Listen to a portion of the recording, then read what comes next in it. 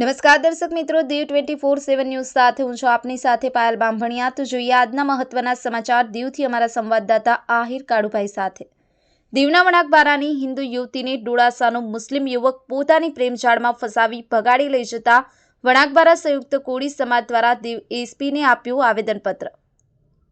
કેન્દ્ર શાસિત પ્રદેશ દીવ ખાતે આવેલ વણાકબારાના હિન્દુ સમાજની એક યુવતીને ડોળાસાથી માછલીના વ્યાપાર અર્થે આવતો મુસ્લિમ છોકરો અલ્તાફ તેના પ્રેમજાળમાં ફસાવી ભગાડી ગયો હોય તે બાબતે વણાકબારા સંયુક્ત કોળી સમાજના હોદ્દેદારો અને સભ્યોએ આજે દીવ એસપી સચિન યાદવને મળી આવેદનપત્ર પાઠવ્યું હતું અને વહેલી તકે યુવતીને વણાકબારા તેમના ઘરે પરત લઈ આવે તેવું જણાવ્યું હતું।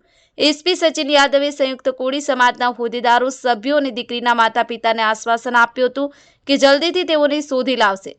દીકરીના માતા પિતા તેની પુત્રીને લઈને ખૂબ જ દુઃખી હોય અને તેની દીકરી પાછી તેમની પાસે આવી જાય તેવી ગુહાર લગાવી રહ્યા છે। Bureau report, Diu 24/7 news. Ramesh સત્યની સાથે આપણી આસપાસ બનતી ઘટનાના સમાચાર જોવા માટે દીવ 24/7 ન્યૂઝને લાઇક કરો, શેર કરો, ચેનલને સબસ્ક્રાઇબ કરો।